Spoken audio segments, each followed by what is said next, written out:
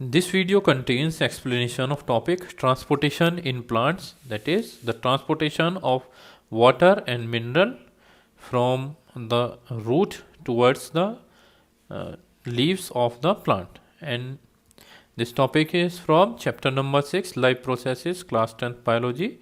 So far we have discussed about xylem and phloem. So transportation of water and mineral in plant takes place with the help of xylem vessels.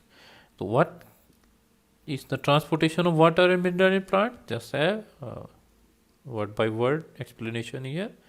The soil is the natural and richest source of raw material for plants. ये तो मालूम ही है हमें कि soil के अंदर सबसे ज़्यादा नेचुरल और जो रिचेस्ट सोर्स होता है रॉ मटेरियल का वो कहाँ पे होता है किसके लिए, प्लांट्स के लिए वो कौन होता है, सोयल होती है। ठीक है, यानी जो भी न्यूट्रिएंट मटेरियल्स होंगे प्लांट्स वो सब कहाँ से लेता है, सोयल से लेता है। The raw materials like nitrogen, phosphorus and other minerals are absorbed by plant from the soil by roots.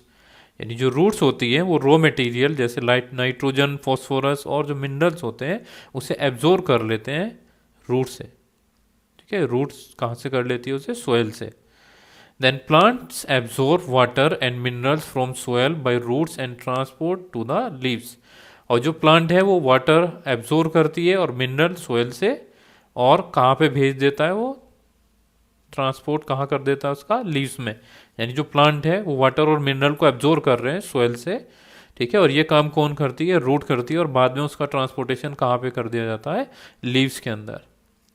As the distance between roots and leaves is large, diffusion is not sufficient to provide raw materials to leaves and energies to the roots।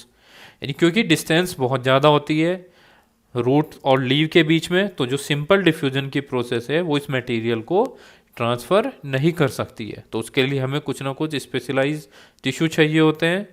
As we know that the water and minerals are transported with the help of xylem vessels here।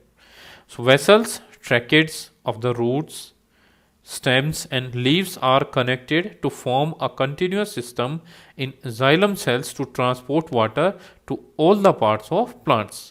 और जो vessels होते हैं, tracheids होते हैं, या roots, stems और leaves, ये आपस में कनेक्ट होते हैं और एक कंटिन्यूस सिस्टम बना लेते हैं ताकि जो जाइलम सेल है वो वाटर को ट्रांसपोर्ट कर सके different parts of the body में, जितने भी पार्ट्स में जहाँ पे रिक्वायरमेंट होती है वहाँ पे वाटर को भेज दिया जाए। तो cells in the roots which are in contact with the soil take up ions which creates a difference in concentration between the roots and the soil, and therefore water moves to the roots to eliminate the difference।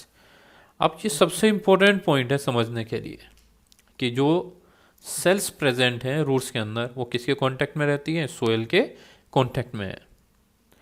अब जैसे soil के contact में है तो वो कुछ ion अपने अंदर डिफ्यूज आउट कर लेते हैं, यानी डिफ्यूजन होकर आयन्स कहाँ पे पहुँचे, जो रूट की सेल्स हैं।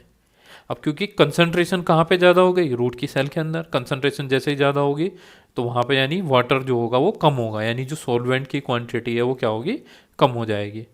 और क्योंकि सॉल्वेंट की क्वांटिटी कम दिखेगी कंसंट्रेशन ऑफ आयंस बढ़ने से, तो जो सोयल के अंदर वाटर प्रेजेंट होता है वो डिफ्यूज आउट होके कहाँ पहुँच जाता है, इनसाइड द जाइलम सेल्स और रूट सेल्स के अंदर, रूट सेल्स के अंदर वो वाटर पहुँच जाता है। तो ये इंपॉर्टेंट है कि हम समझ जाएगा कि जो रूट्स हैं वो सोइल के कांटेक्ट में रहती है और वहाँ से आयंस अपने अंदर ले लेते हैं, और आयंस लेने के बाद एक कंसंट्रेशन डिफरेंस क्रिएट हो जाता है जिसकी वजह से जो वाटर होता है आसपास रूट के एरिया में जितना भी सोइल के अंदर जो प्रेजेंट होता है वो डिफ्यूज होकर कहाँ पे पहुँच जाता है, इनसाइड द रूट सेल। ठीक है, तो यही बता रखा था। Then water is moved into xylem of roots and from where it is pushed upward. फिर जो वाटर है वो रूट्स के जाइलम में मूव कर दिया जाता है, और जो रूट्स हैं और फिर उसके बाद उसे कहाँ पे भेज दिया जाता है, इन अपवर्ड डायरेक्शन, यानी ऊपर उसे भेज दिया जाएगा जहाँ पे रिक्वायरमेंट होती है। And remember that xylem always have a unidirectional motion. So plant use different mechanism for transferring और to pull the water upward through xylem. And what are those mechanisms? The first one given is कि water which is lost through stomata is replaced by water absorbed by the root. कि stomata के through जो water बाहर loss हो रहा है तो वो तुरंत रिप्लेस होना है। अब वो रिप्लेस होने के लिए क्या है कि कंटिन्यूस फ्लो मेंटेन रहता है कि पानी इधर से जाएगा, स्टोमेटा के ऊपर से ख़त्म हुआ और जो नीचे से पानी है उसको रिप्लेस करता चला जाएगा। Then evaporation of water from leaf create a suction force which pulls water. तो जो evaporation है वाटर का, सरफेस से जो evaporate हो रहा है वाटर, तो एक suction force है। सक्शन फोर्स अप्लाई करता है यानी सक कर लेता है नीचे। सक करना मतलब कि किसी भी चीज़ को अपनी तरफ खींचना, ठीक है। फोर्स जो क्या करता है वाटर को अपनी तरफ पुल कर लेता है फिर, और उसी प्रोसेस को हम ट्रांसपिरेशन बोल देते हैं, ठीक है। ये प्रोसेस क्या है? ट्रांसपिरेशन प्रोसेस है। The definition is given that loss of water in the form of water vapour from the aerial part of the plants is called transpiration. ये ट्रांसपिरेशन वो प्रोसेस है जिसमें जो वाटर है वो in the form of water vapour loss होता रहता है फ्रॉम एरियल पार्ट। जितने भी टर्मिनल पार्ट्स हैं प्लांट के जो एयर के कांटेक्ट में रहते हैं उनके थ्रू वो वाटर वेपर में कन्वर्ट होके और क्या होता रहता है? ट्रांसफर होता रहता है एनवायरनमेंट के अंदर। तो इससे एक जो फोर्स है पुल थ्योरी बोली जाती है, transpiration pull theory.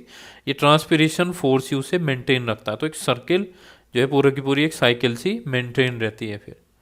And what is the importance of transpiration? It regulates temperature. What it's regulate? Temperature regulation का काम करता है प्लांट्स के लिए।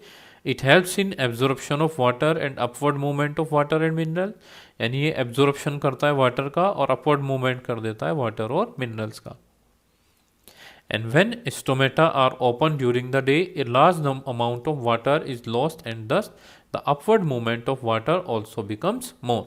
अब क्योंकि जब गर्मी होती है या दिन का समय होता है, टेम्परेचर बहुत ज़्यादा रहता है, तो स्टोमेटा की सरफेस से क्या होगा? वाटर बहुत जल्दी से वेपोराइज होता रहता है। अब उसे प्रिवेंट करने के लिए, उसको मेंटेन रखने के लिए, वरना अगर वाटर अवेलेबल ना हो लीफ के पास में तो वो सूख जाएगी, विल्टेड हो जाएगी और जो प्लांट है वो पूरी तरीके से डिस्ट्रॉय हो जाता है। तो इसको भी मेंटेन कौन रखता है? ट्रांसपिरेशन का वर्क होता है कि वो क्या करता है कि इन चीज़ों को मेंटेन करके रखता है।